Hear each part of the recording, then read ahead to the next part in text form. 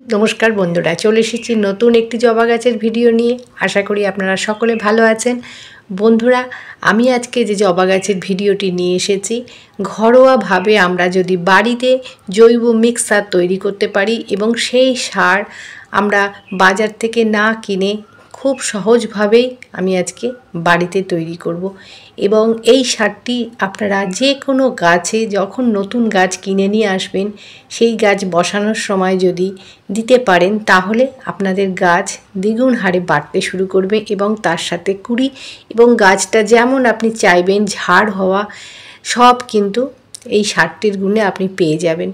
বন্ধুরা, একটা জিনিস আপনারা লক্ষ্য করে দেখবেন, যখন নার্সারি থেকে গাছ কিনে নিয়ে আসছেন, সেই গাছ যে দু চারটে কুঁড়ি থাকে গাছে আমরা দেখি, সেই কুঁড়িগুলো কিন্তু বেশ ভালোভাবেই ফোটে। তারপর আমাদের কিন্তু গাছগুলো একই অবস্থায় পড়ে থাকে।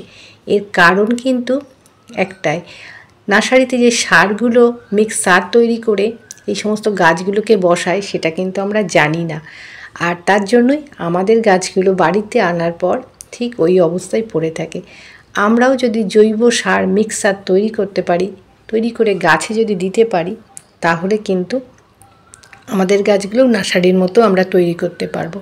বন্ধুরা, এই যে মাটিটা রেখেছি, এটা একেবারে দোআঁশ মাটি। আপনাদের কাছে যদি দোআঁশ মাটি না থাকে, এঁটেল মাটি থাকে, একটু বালি মিশিয়ে নেবেন। তারপর আমি যে পরপর উপাদানগুলো দিচ্ছি, আমি এখানে রেখেছি সরিষার খোল, একটা নাইট্রোজেন সমৃদ্ধ সার, তার সাথে কিছুটা ফসফরাস আছে এবং পটাশিয়াম আছে।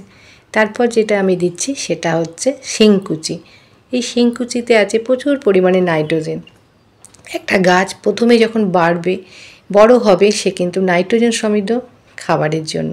তারপর যেটা দিলাম সেটা হচ্ছে হাড় গুঁড়ো।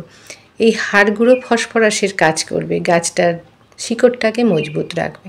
আর এই নিম খোলটা দিচ্ছি টবের মাটিতে যে সমস্ত ব্যাকটেরিয়া আছে, যেগুলো আমাদের ক্ষতিকর ব্যাকটেরিয়া, সেগুলো কিন্তু একেবারে নষ্ট হয়ে যাবে।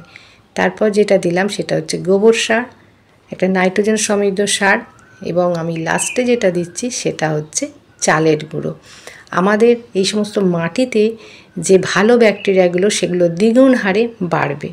এই সমস্ত চালের গুঁড়ো যখন মাটিতে থাকবে, আর এই চালের গুঁড়োর অনেক অনেক কাজ গাছের জন্য।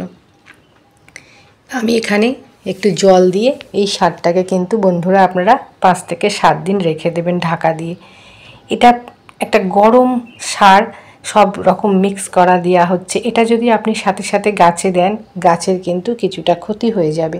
তার জন্য এটাকে ঠান্ডা করতে দিতে হবে এবং তার সাথে এটা কম্পোস্ট হতে হবে। তারপর আমরা গাছে এই সারটা ব্যবহার করব। আমি 5 দিন ঢাকা দিয়ে রেখে দিয়েছি। ঢাকা দিয়ে রাখার পর এটা হালকা স্যাঁতস্যাঁতে ভাবটা আছে, এই ময়েশ্চারটা কিন্তু থাকতে হবে, একেবারে কিন্তু শুকিয়ে রাখবেন না। হালকা একটু জল দেবেন মাঝে মাঝে, তাহলেই দেখবেন আপনার সারটা ঠিক এইভাবে তৈরি হয়ে যাবে। এইবার আমরা গাছ, যে কোনো গাছ বন্ধুরা, আপনারা যখন ছাদ বাগানে গাছ বসাবেন, এই সারটা দিয়ে অনায়াসেই গাছটা বসাতে পারেন। আমি এখানে গাছ বসানো দেখিয়ে দিচ্ছি। একটা ছোট জবা চারা নিয়ে এসেছি, সেই জবা চারাটাকে আমি বসাবো। এইভাবে একটা খোলামকুচি দিয়ে আপনারা টবে যে ছিদ্রটা, সেটা কিন্তু বন্ধ করে দেবেন। তারপর এই মিক্স যে আমি সারটা তৈরি করে রেখেছি মাটির সাথে মিশানো, সেটা আমি এইভাবে দিয়ে গাছটাকে বসিয়ে দেব। বন্ধুরা, এই সার আপনারা স্টোর করেও রেখে দিতে পারেন যে কোনো গাছের জন্য। যখনই দেখবেন আপনার গাছটা ঠিকমতো বাড়ছে না কিংবা কুঁড়ি আসছে না, তখন যদি আপনারা 1 থেকে 2 মুঠো টবের মাটিতে দিয়ে দেন, আপনাদের গাছ দেখবেন একেবারে যেমন বাড়বে, তেমন তার সাথে গাছের পাতা অনেক সময় হলুদ হয়ে যায়, কুঁড়ি ঝরে যায়, এগুলো কিন্তু সব বন্ধ হয়ে যাবে। আমি নেটপট সমেতই কিন্তু গাছটা বসিয়ে দিচ্ছি। নেটপট যদি আমি এখন খুলতে যাই, তাহলে কিন্তু আমার গাছটার ক্ষতি হয়ে যাবে। বন্ধুরা, নেটপট থাকলে কোনো ক্ষতি হবে না গাছের।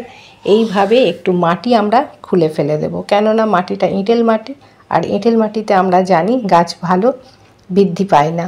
তার জন্য এই মাটিটা আমরা একটু সরিয়ে দেব, দিয়ে গাছটাকে বসিয়ে দেব। আর এই সমস্ত সার যখন এই নতুন চারা গাছ পাবে, তখন কিন্তু সে দ্বিগুণ হারে বাড়তে শুরু করে দেবে এবং গাছে অফুরন্ত কুঁড়ি চলে আসবে। আমরা যদি নার্সারি সিক্রেট এই সমস্ত সার বাড়িতে তৈরি করতে পারি আর গাছকে যদি এই সমস্ত সার দিই, গাছ কিন্তু আমাদের তরতরে বেড়ে উঠবে। একটু জল দিয়ে আমি এইভাবে রেখে দিচ্ছি। আর একটা জিনিস বন্ধুরা আমাদের লক্ষ্য রাখতে হবে, ছিদ্রটা যে আমরা নিচে খোলামকুচি দিয়েছি সেটা ঠিকমতো আমাদের জলটা পাস হচ্ছে কিনা। এই যে জলটা দিয়েছি বন্ধুরা দেখুন, অনায়াসেই কিন্তু নিচ দিয়ে পাস হচ্ছে। এটা কিন্তু বন্ধুরা আগে আপনারা লক্ষ্য রাখবেন। এই জল যদি নিচ দিয়ে পাস হয় তাহলে কিন্তু আমাদের গাছটার শিকড় চলাচল করতে কোনো অসুবিধা হবে না, কোনো জল বসবে না। তার জন্য গাছটাও আমাদের কিন্তু ঠিকঠাকভাবে বেড়ে উঠবে। আজকের মতো ভিডিওটি শেষ করছি। ভিডিওটি ভালো লাগলে অবশ্যই একটা লাইক করবেন, কমেন্ট করবেন। আজকের মতো নমস্কার, ভালো থাকুন, সুস্থ